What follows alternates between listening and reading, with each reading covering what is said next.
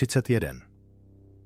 srpna 1997 došlo v pařížském tunelu zastavárny Dielma k hrozné autonehodě, která si vyžádala život princezny Diany. Nyní se Xavier Goralong, francouzský hasič, který byl jedním z prvních, kdo v osudnou noc dorazil na místo, konečně podělil o to, co slyšel v jejich posledních strašidelných slovech. Co princezna hasiči řekla? A jak Xavierův objev o její smrti zpochybnil to, čemu lidé věřili. Přidejte se k nám a prozkoumejte překvapivý příběh hasiče o smrti princezny a svatbě Diany a Charlese. Lady Diana Spencerová vyrůstala obklopena šlechtou. Její rodinný dům se nacházel jen kousek od královského panství v Sandringhamu. Takže se od mládí často ocitla ve společnosti královské rodiny, ačkoliv školu příliš nemilovala a akademicky se jí nedařilo. Později v Londýně vystřídala několik jednoduchých zaměstnání, například chůvu a asistentku učitele, a snažila se žít obyčejný život. Osud jí však přichystal něco mnohem většího. Když bylo Dianě pouhých 16 let, její život se nenápadně začal měnit způsobem, který nikdo nemohl předvídat. Její laskavá povaha, elegantní chování a skromný šarm upoutali pozornost velmi důležité osoby, princ Charles, následníka britského trůnu. V té době Charles chodil s Dianinou starší sestrou Sarah. Něco na Dianě mu ale utkvělo v paměti. 29. července 1980. Jeden se Diana a Charles vzali při velkolepém a nezapomenutelném obřadu v katedrále svatého Pavla. Událost sledovalo téměř 750 milionů lidí po celém světě. Byla popsána jako pohádková svatba, o jaké sní každá mladá dívka. Diana se přes noc stala princeznou. Diana měla často pocit, že si svůj nový královský titul nezaslouží. Bojovala s pocity bezcennosti a hlubokým smutkem. Aby toho nebylo málo, média ji nikdy nenechávala na pokoji. Fotografové ji pronásledovali všude a fotili ji i její rodinu. I v těch nejsoukromnějších chvílích to bylo vyčerpávající a zdrcující. Na veřejnosti lidé věřili, že Charles a Diana mají dokonalé manželství, ale uvnitř paláce se věci hroutily. Diana bojovala s poruchami příjmu potravy, depresemi a emocionálními zhrouceními. Zároveň se později ukázalo, že si s Charlesem byli nevěrní. Dianě bylo těžké se před kamerami usmívat, když se jí v zákulisí lámalo srdce. Poslední ránu zasadil Charles, když obnovil románek se svou bývalou přítelkyní Camillou Parkerovou, BS. Tentokrát byla Diana otevřeně hluboce zraněná. Pak přišel okamžik, který šokoval svět. V rozhovoru s novinářem Martinem Basherem se Diana statečně otevřeně rozpovídala o svých bolestných zkušenostech. Přiznala, že v tomto manželství jsme byli 3, s odkazem na Camillu. Také prozradila své boje s depresí a bulimií a to, jak osaměle se cítila, když se snažila vyhledat pomoc. Tento rozhovor všechno změnil. Brzy poté se Diana a Charles definitivně rozešli. Jejich rozvod byl dokončen v roce 1996 po 4 letech odloučení. Ačkoliv Diana se setkala s vlnou soucitu veřejnosti, její synové William a Harry byli údajně rozrušení, že jejich soukromé rodinné problémy vyšly najevo. Konec manželství byl pro Dianu nejtěžší. Podle reportérů se stala uzavřenější, udržovala si malý okruh přátel a trávila čas mimo pozornost reflektorů. Ale i přes veškerou bolest se Diana začala znovu objevovat. Její romantický život pomalu znovu rozkvétal a ona našla sílu v pomoci druhým. Stala se milovanou postavou po celém světě. Nejen jako princezna, ale i jako laskavá a soucitná lidská bytost. Jaký byl doopravdy milostný život princezny Diany? Pojďme se dozvědět více o jejich vztazích. Dianiny romantické vztahy. Když byla princezna Diana ještě mladá a velmi krásná, říkalo se, že do ní bylo zamilováno mnoho mužů. Říkalo se, že měla romantické vztahy s lidmi, jako byl její bodyguard Paul Manaky a armádní důstojník jménem James. Také musela ukončit přátelství se svým přítelem z dětství Jamesem Gilbym, prodejcem aut. Poté, co unikl soukromý telefonát mezi nimi, média z toho zuřila. Později, když do Dianina života vstoupil britsko-pákistánský kardiochirurg Hasnat Khan, zdálo se, že se věci uklidnily. Jejich románek byl držen ve velkém soukromí. Diana se chtěla schovat před světlem reflektorů a přátelům řekla, že nikdy předtím nepotkala nikoho jako Khan. Okamžitě ji okouzlil, když s kamarádkou navštívila nemocnici Royal Brompton Hospital. Haznatovi se nelíbila veškerá pozornost, která se sebou nese randění s jednou z nejslavnějších žen světa. Diana navrhla tajnou svatbu, ale Khan si myslel, že by se měli přestěhovat do Pákistánu, aby tam žili klidnější život. Diana to vážně zvažovala. Dokonce o své lásce k chirurgovi řekla i svému blízkému příteli, bývalému pákistánskému premiérovi Imranu Khanovi. Imran později řekl, že věřil, že ho Diana skutečně miluje, ale vztah skončil přibližně ve stejnou dobu. Diana přijala pozvání na dovolenou do Francie s egyptským miliardářem Muhammadem Alfou.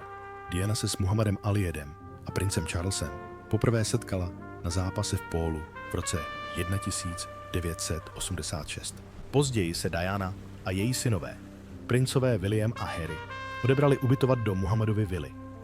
Zprávy uvádějí, že Diana se začala zamilovat do Muhammadova syna Dodiého.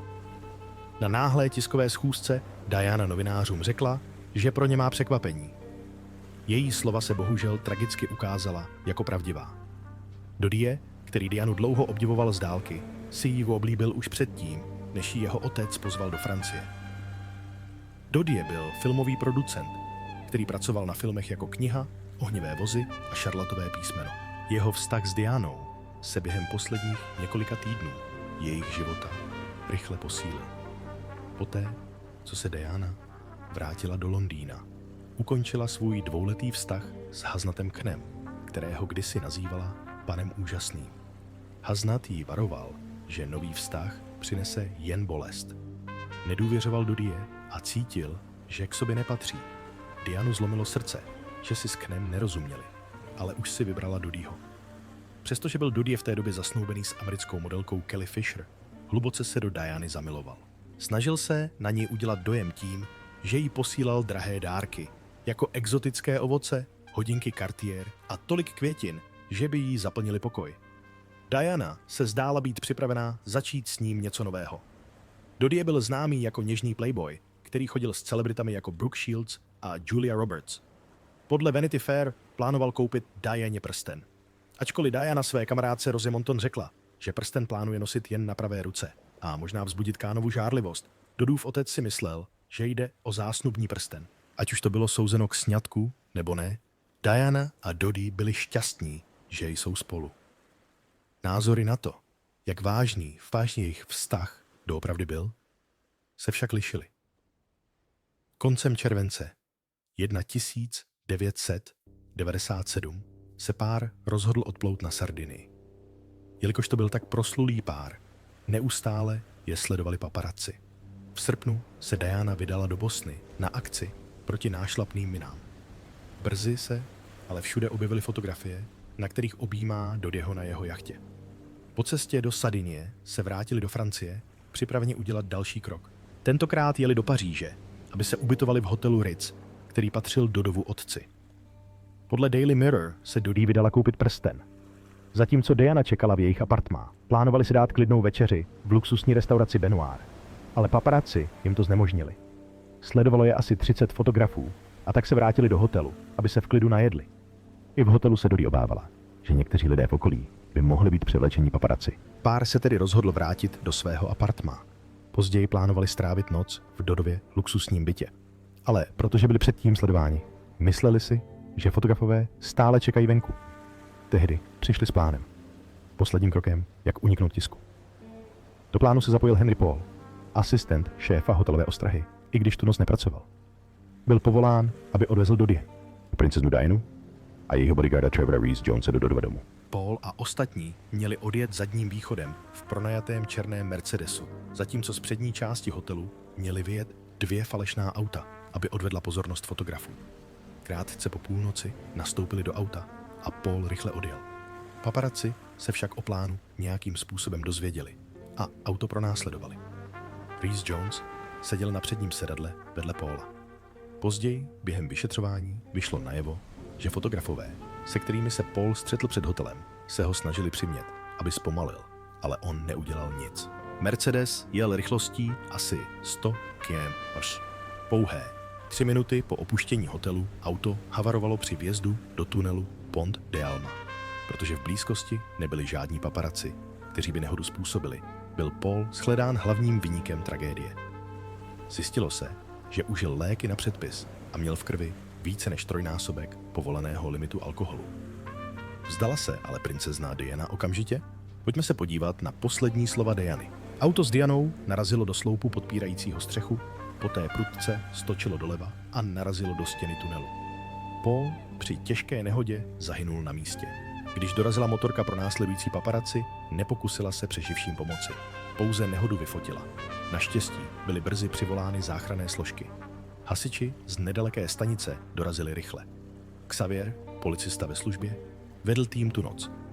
Nyní, o více než 20 let později, se podělil o to, co on a jeho tým viděli a dělali během tragické nehody jednoho z nejslavnějších párů na světě. Xavier řekl, že auto bylo těžce zničené, ale zacházeli s ním jako s každou jinou dopravní nehodou. Okamžitě začali pracovat a zjišťovali, kdo je naživu a kdo potřebuje pomoc. Když Xavier dorazil k autu, viděl, že řidič je už mrtvý a nelze ho zachránit. Jako zkušený hasič zachoval klid a udělal to, k čemu byl vycvičen. Pomohl přeživším.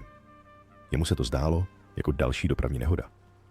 Často způsobená překročením rychlosti nebo řízením pod vlivem alkoholu. Dodie, který seděl v zadní části auta, byl bohužel také těžce zraněn a již dříve utrpěl infarkt.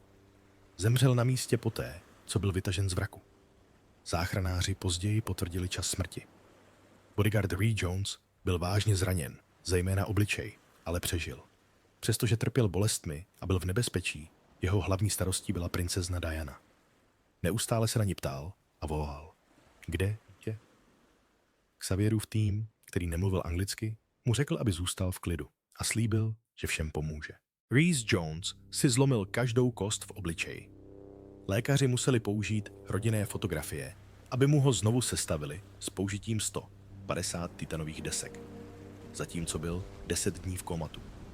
Jeho přežití bylo zázrakem. Později svůj příběh vyprávěl v knize s názvem Diana, nehoda a přeživší a měl právní problémy s Dodovým otcem, který na něj tlačil, aby si pamatoval každý detail. Rhys Jones byl jediný, kdo přežil a později se stal šéfem bezpečnosti ve společnosti Astrioka. Xavier na druhou stranu Dianu zpočátku nepoznal. Pro něj byla jen záhadná blondýnka. Řekl, že je vzhůru a má na zadním sedadle otevřené oči, což mu dávalo naději, že bude v pořádku. Dokázala se trochu hýbat, ale potřebovala neodkladnou lékařskou pomoc. Když jí pomáhal vynést z auta, Diana ho chytila za ruku. Xavier nevěděl, že je princezna Diana, dokud mu to neřekl záchranář poté, co byla v sanitce. Diana údajně řekla něco, co mohla být její poslední slova. Bože můj, co se stalo? Xavier neřekl, jestli na ně reagoval.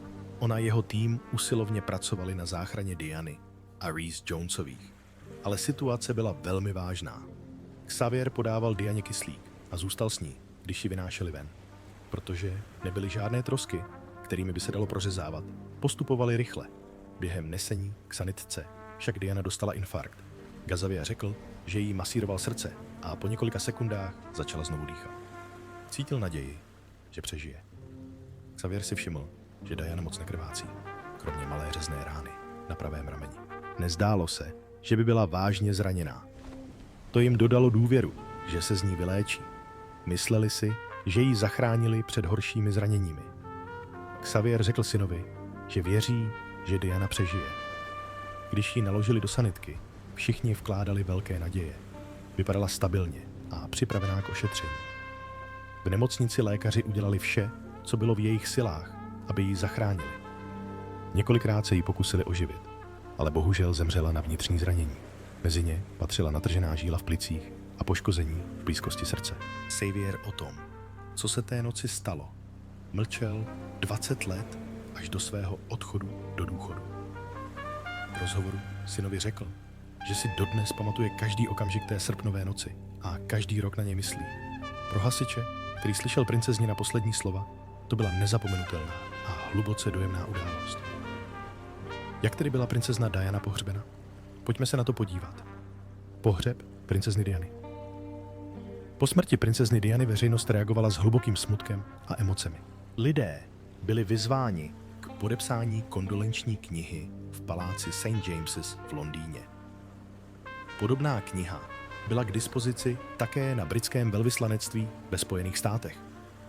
V obchodním domě Harrods bylo všech 11:00 žárovek zhasnuto a zůstalo zhasnuto až do jejího pohřbu. Ženy z královské dobrovolnické služby a armády spásy pomáhaly lidem, kteří celou noc čekali v dlouhých frontách podél obchodního centra. Před jejím domem v Kensingtonském paláci bylo umístěno více než 1 milion kytic. Veřejnost však byla později požádána, aby přestala nosit květiny na její rodinné sídlo Althorp, protože počet lidí a květin v blízkosti silnic se stával bezpečnostním problémem.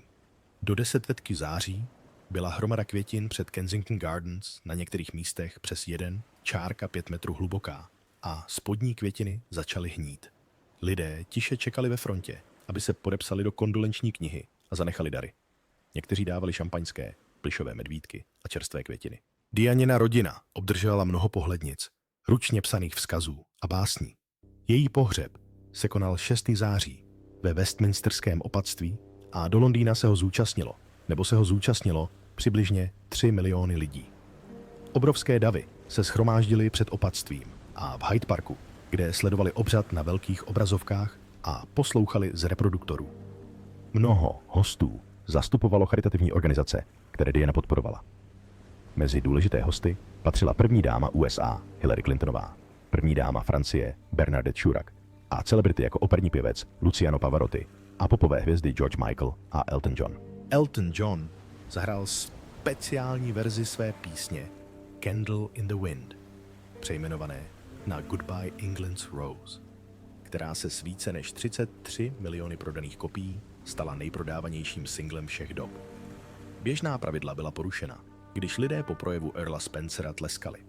Ve svém projevu ostře kritizoval média a nepřímo obvinil královskou rodinu z toho, jak bylo s Dianou zacházeno. Pohřeb ve Velké Británii sledovalo v televizi asi 31,5 milionů lidí. Po celém světě sledovalo vysílání asi 2,5 miliardy lidí a přenos byl tlumočen do 44 jazyků. Po obřadu byla Dianina rakev odvezena společností Horse do Althorpu. Truchlící házeli květiny podél celé trasy a dokonce i auta na protější straně dálnice zastavila z úcty. Byla pohřbena při soukromém obřadu na malém ostrově v jezeře v Althorpově zahradě.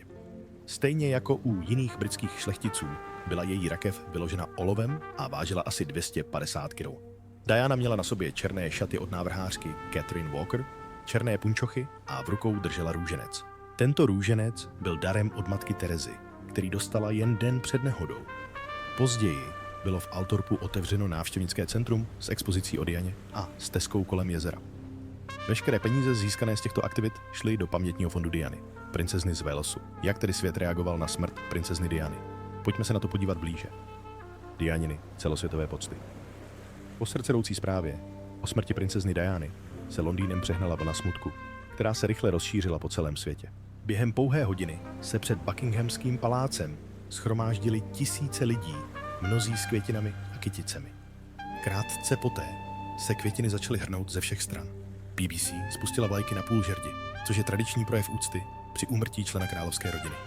V rozhlase a televizi hrála britská státní hymna God Save the King slavnostně, když se země vyrovnávala se ztrátou své milované princezny. Básník Ted Hughes napsal dojemnou poctu na její památku. Sportovní akce po celé Velké Británii byly odloženy a dokonce i za oceánem ve Spojených státech byli lidé hluboce zasaženi. 5.